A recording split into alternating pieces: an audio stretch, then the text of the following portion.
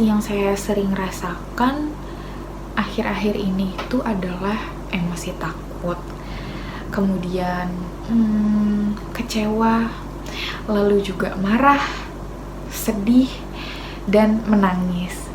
Emosi negatif yang sering dirasakan itu biasanya perasaan cemas sama kecewa. Untuk emosi yang sering saya rasakan ketika menghadapi masalah itu adalah sedih dan menangis.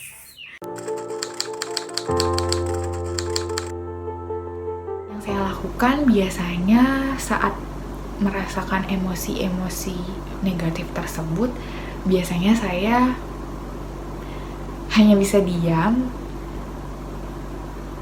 terdiam, menahan semua emosi negatif yang ada sendiri, sampai akhirnya saya merasakan dada saya sesak dan sudah tidak sanggup lagi untuk menahan semua emosi-emosi negatif yang saya rasakan tersebut, hingga akhirnya saya hanya bisa menangis sendiri sampai saatnya saya nanti merasa lega. Menghadapi itu semua biasanya kalau untuk mengatasi rasa cemasnya, ya tarik nafas terus sambil bilang ke diri sendiri, bisa kok, anggap aja kayak ketemu teman lama gitu. Untuk perasaan kecewanya setelah nyalahin diri sendiri, biasanya ya tarik nafas lagi, terus afirmasi diri kayak, lo udah bagus kok, lo udah hebat, udah selangkah lebih maju dari diri lo yang dulu yang malu banget kalau ketemu orang. Mungkin kalau misalkan masih merasa kurang, nextnya diperbaiki lagi gitu. Saya biasanya melakukan sublimasi. Saya mengalihkan emosi ataupun energi yang negatif, emosi negatif itu dengan melakukan sublimasi, dengan melakukan hal-hal positif seperti bersih-bersih, memasak, agar emosi itu teralihkan.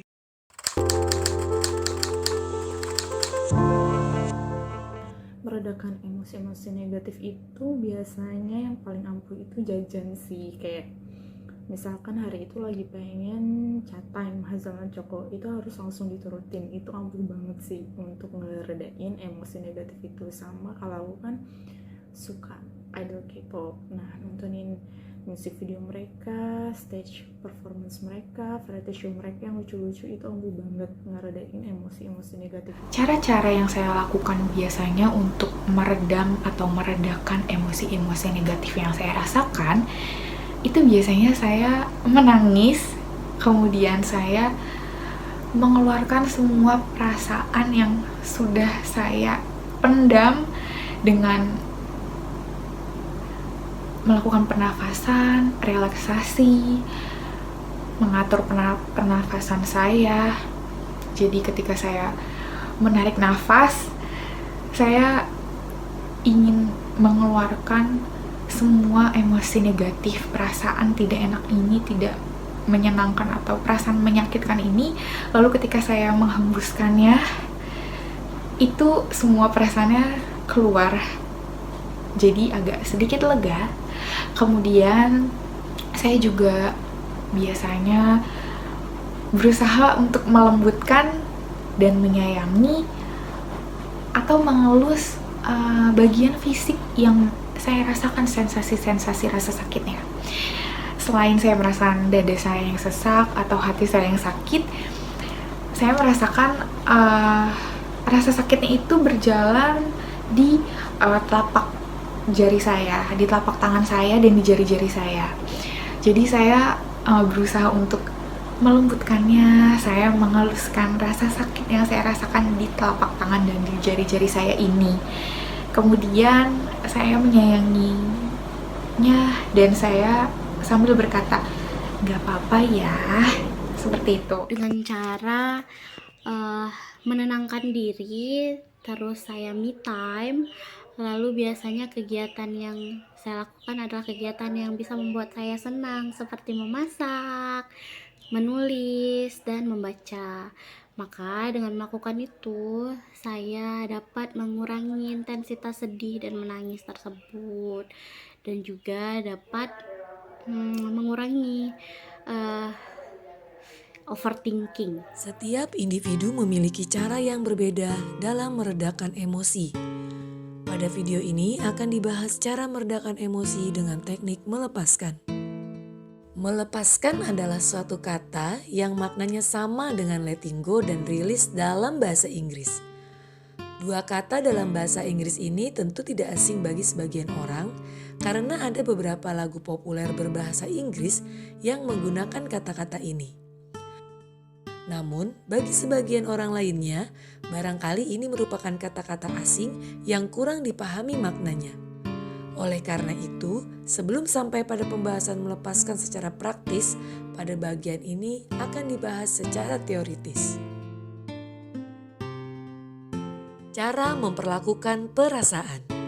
Menurut Dawkins dan Hawkins, sebelum sampai melepaskan, terdapat beberapa cara untuk memperlakukan perasaan, yaitu menahan dan menekan, serta mengekspresikan.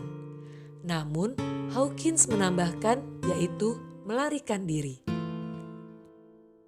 Berikut ini adalah cara memperlakukan perasaan menurut Dawkins dan Hawkins. Yang pertama adalah menahan atau suppression dan menekan atau repression. Dalam bahasa psikologi, menahan atau suppression adalah upaya sadar untuk mengendalikan dan menghambat ekspresi perasaan atau dorongan yang tidak dapat diterima. Hal ini berbeda dengan menekan atau repression yang beroperasi di bawah sadar, yaitu sebagai perlindungan terhadap kecemasan yang dihasilkan oleh keinginan yang tidak menyenangkan, permusuhan, pengalaman dan ingatan yang mengancam ego seseorang.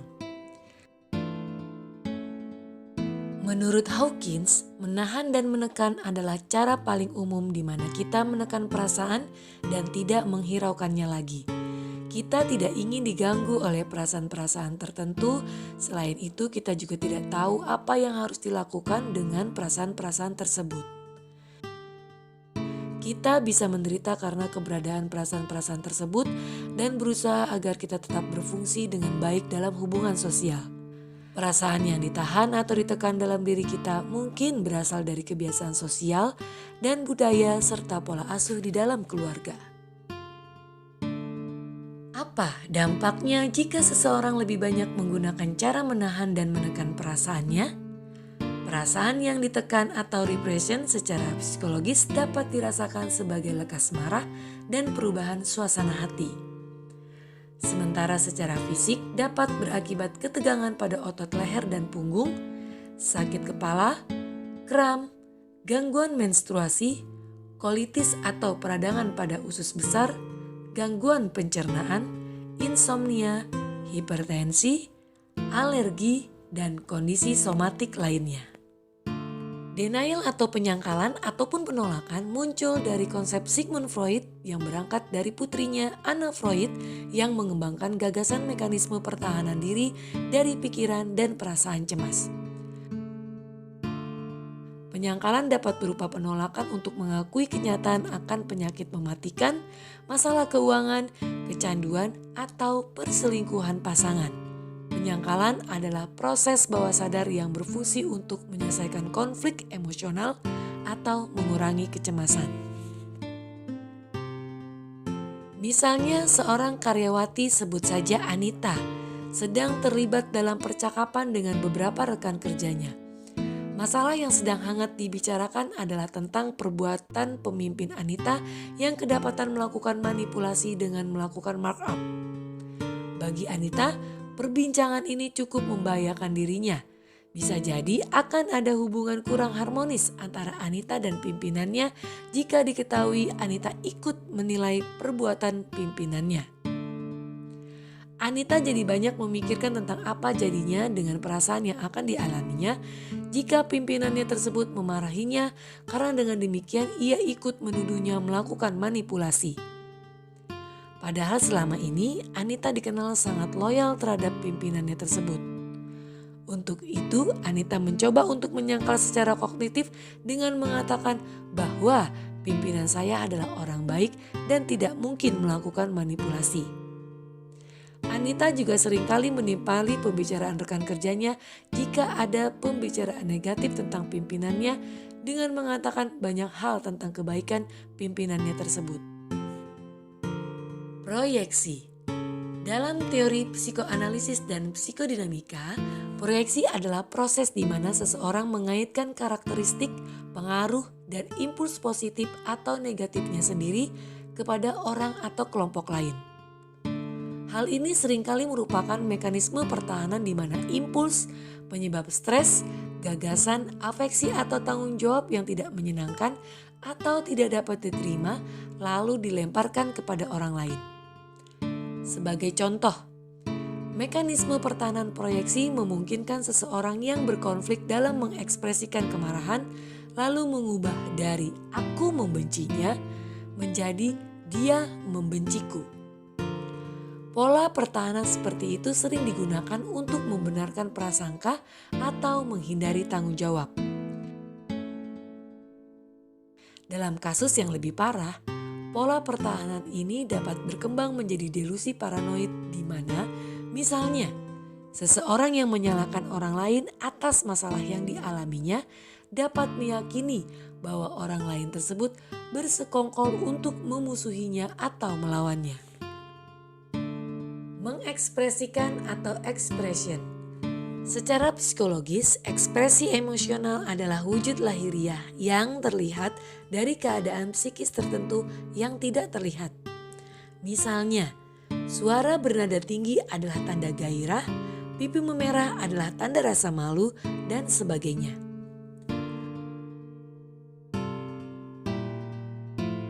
Sudah lama para pengamat di budaya barat menilai bahwa emosi dapat ditunjukkan melalui ekspresi wajah.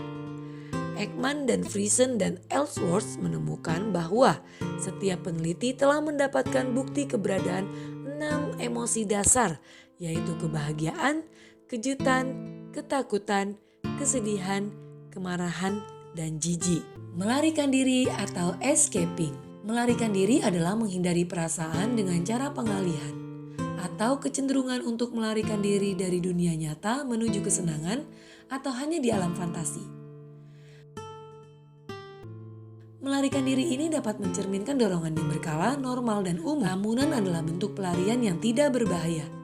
Sementara aktivitas tertentu yang cenderung diulang untuk menghasilkan kesenangan bisa jadi merupakan patologi mental yang serius. Bagi Hawkins, penghindaran ini sangat berkaitan dengan industri hiburan dan beragam jenis kecanduan. Pelarian dan penghindaran ini cenderung lebih bisa diterima secara sosial. Kita melakukan banyak cara agar perasaan kita tidak muncul dalam kesadaran dengan cara melalui berbagai macam pengejaran yang tak ada habisnya dan tidak berujung. Sehingga menjadi sebuah kecanduan seperti bersosialisasi tanpa akhir, banyak berbicara, chatting, membaca, bermain musik, bekerja, berpergian, berbelanja, makan berlebihan, berjudi, menonton film, minum pil, menggunakan narkoba, pesta, selfie, dan menjadi peserta dalam pengembangan diri. Melepaskan. Dalam buku-buku psikologi, istilah ini berkaitan dengan bidang disability, penyakit terminal, belajar, psikologi transpersonal, psikoterapi, memaafkan, duka cita, teologi sosial, pola asuh, penuaan, dan relasi. Namun yang paling utama adalah pada bidang psikoterapi. Gambar berikut ini adalah ilustrasi dari emosi yang masih tersimpan di bawah sadar, di mana pintu kesadaran masih tertutup. Kemudian gambar berikut ini adalah emosi yang berpeluang untuk dilepaskan. Metafora gunung es untuk situasi yang memudahkan untuk melepaskan. Ketika seseorang ingin melepaskan emosi yang sudah dapat diidentifikasikan, maka apapun teknik yang dipilih pada umumnya lebih baik melewati suatu situasi yang nyaman atau rileks terlebih dahulu. Dengan cara ini, maka emosi di bawah sadar yang akan dilepaskan mendapatkan peluang untuk dilepaskan. Sebaliknya, terjadi jika ia lebih banyak berpikir atau overthinking, menolaknya atau ketakutan terhadap emosinya tersebut, maka yang terjadi adalah tertutupnya pintu kesadaran yang menghubungkan kesadaran dan bawah sadar. Istilah letting go seringkali dipertukarkan dengan rilis yang memiliki makna yang sama, yaitu melepaskan. Namun McConnell, Gow, Fortunas, Lenyardo, dan Doskin juga membuat antonim dari melepaskan, yaitu menahan. Menurut Fortunas, mobilitas di antara dua kutub tersebut, yaitu menahan dan melepaskan, bersifat dialektik dan dinamis, serta berkembang melalui pertumbuhan secara kontinu. Keduanya bukanlah suatu hal yang terpisah, karena menahan atau menekan memang dibutuhkan untuk melepaskan. Gambar berikut ini adalah metafora menahan dan melepaskan.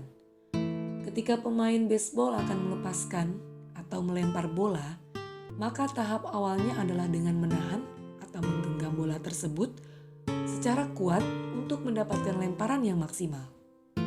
Pada video berikut ini akan dijelaskan dua metode untuk melepaskan emosi yang ditekan atau direpress.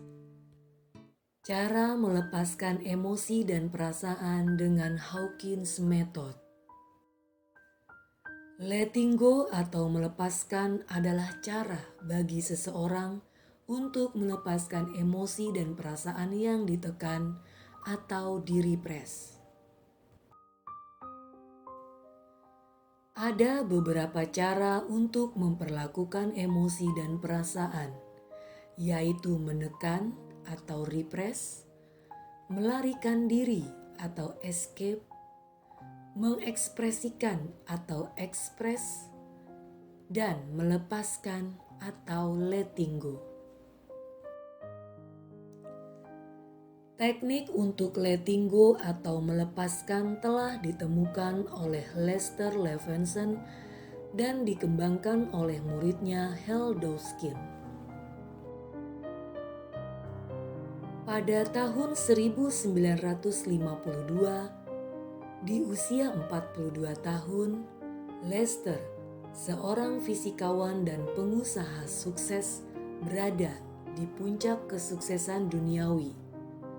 Namun, ia adalah seorang pria yang tidak bahagia dan sangat tidak sehat.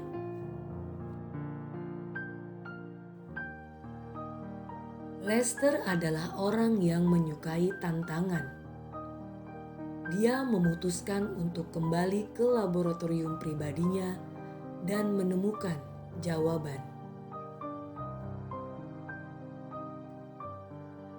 Karena tekad dan konsentrasinya, dia mampu menembus pikiran sadarnya untuk menemukan apa yang dia butuhkan.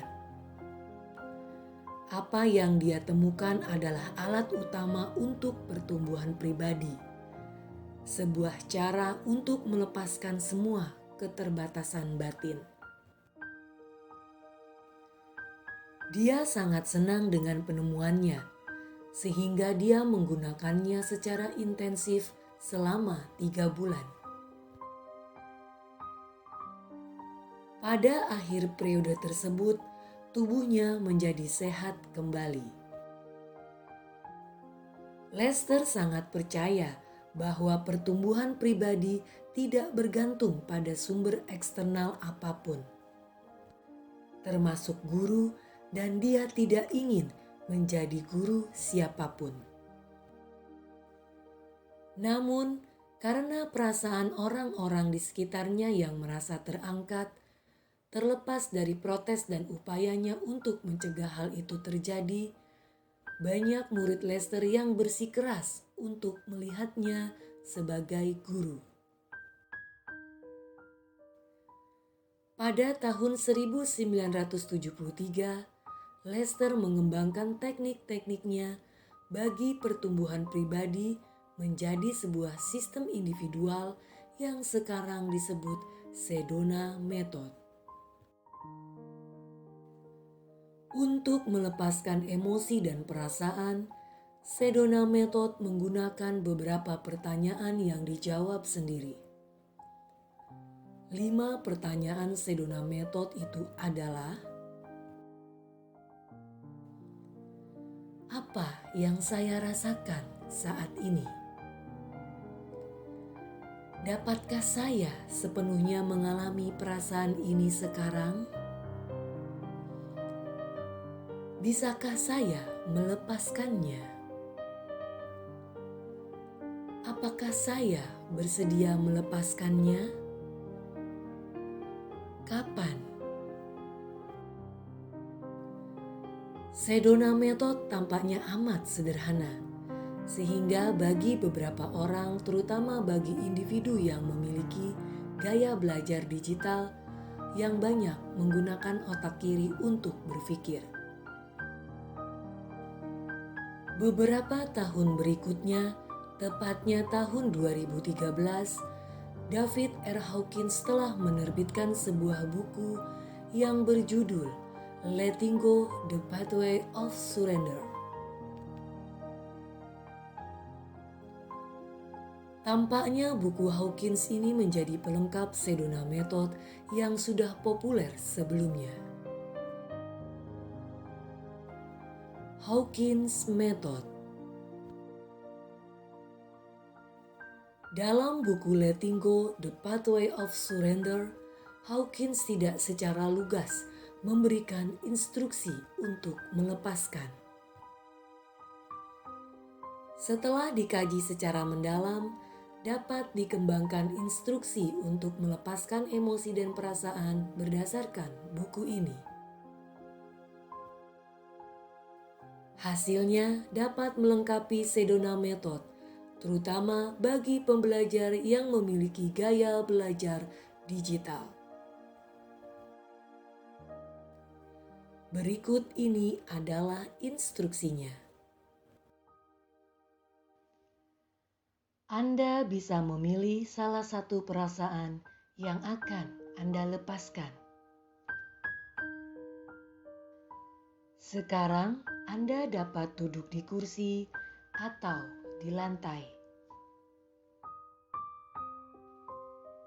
Apapun pilihan Anda, yang penting pilihan Anda dapat membuat Anda menjadi merasa nyaman saat ini. Sekarang, Anda bisa mengambil nafas yang dalam, lalu mengeluarkannya. Lakukan pernafasan seperti ini beberapa kali hingga tubuh Anda, pikiran Anda, dan perasaan Anda terasa nyaman. Anda bisa memejamkan mata, dan sekarang tarik nafas yang dalam, dan kemudian keluarkan dengan perlahan-lahan.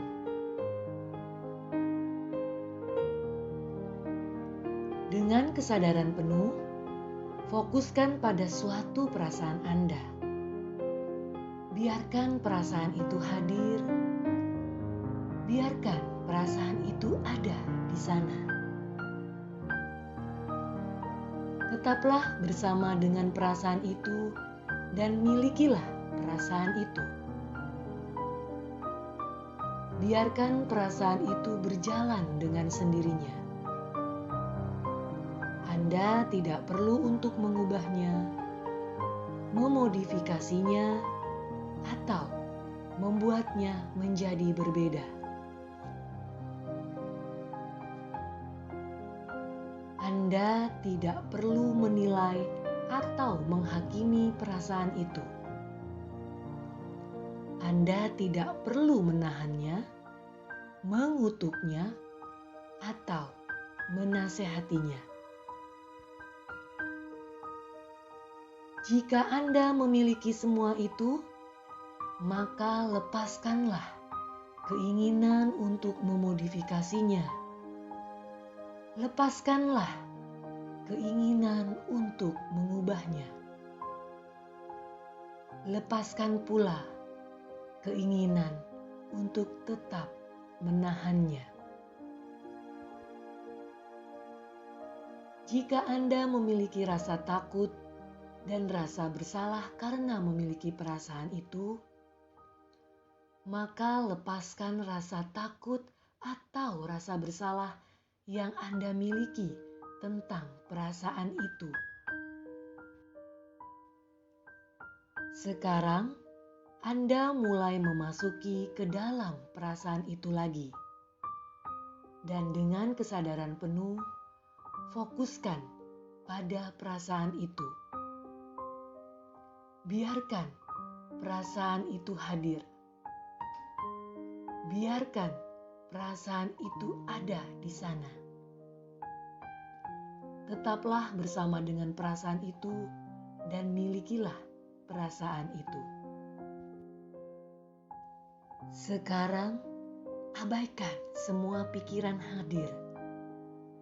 Kembali fokus pada perasaan itu sendiri, bukan fokus pada pikiran. Pikiran tidak ada habisnya, dan pikiran hanya akan membiarkan lebih banyak lagi pikiran. Pikiran hanyalah rasionalisasi dari pikiran yang mencoba menjelaskan kehadiran perasaan itu. Sekali lagi, Anda mulai memasuki ke dalam perasaan itu lagi. Dan dengan kesadaran penuh, fokuskan pada perasaan itu. Biarkan perasaan itu hadir, biarkan perasaan itu ada di sana. Tetaplah bersama dengan perasaan itu dan milikilah perasaan itu. Sekarang berserahlah atau pasrah saja. Menyerah berarti tidak memiliki emosi yang kuat tentang suatu hal. Tidak apa-apa jika itu terjadi, dan tidak apa-apa jika hal itu tidak terjadi. Sekali lagi, Anda memasuki ke dalam perasaan itu lagi. Dan dengan kesadaran penuh, fokuskan pada perasaan itu. Biarkan perasaan itu hadir. Biarkan perasaan itu ada di sana. Tetaplah bersama dengan perasaan itu dan milikilah perasaan itu. Perasaan memang bisa datang dan pergi. Dan akhirnya Anda menyadari bahwa Anda bukanlah perasaan Anda. Karena Anda yang sebenarnya adalah hanya menyaksikannya sebagai saksi. Jadilah saksi atau pengamat dari perasaan itu. Ketika Anda menjadi semakin sadar akan kesaksian di dalam diri Anda mulai semakin dekat dan dekat dengan diri Anda yang sebenarnya. Anda juga mulai melihat bahwa Anda telah ditipu oleh perasaan selama ini. Anda menyadari bahwa Anda adalah korban dari perasaan Anda. Sekarang Anda melihat bahwa perasaan itu bukanlah kebenaran tentang diri Anda. Perasaan-perasaan itu hanya diciptakan oleh ego, kolektor program-program yang secara keliru diyakini oleh pikiran, dan hal ini diperlukan untuk bertahan hidup.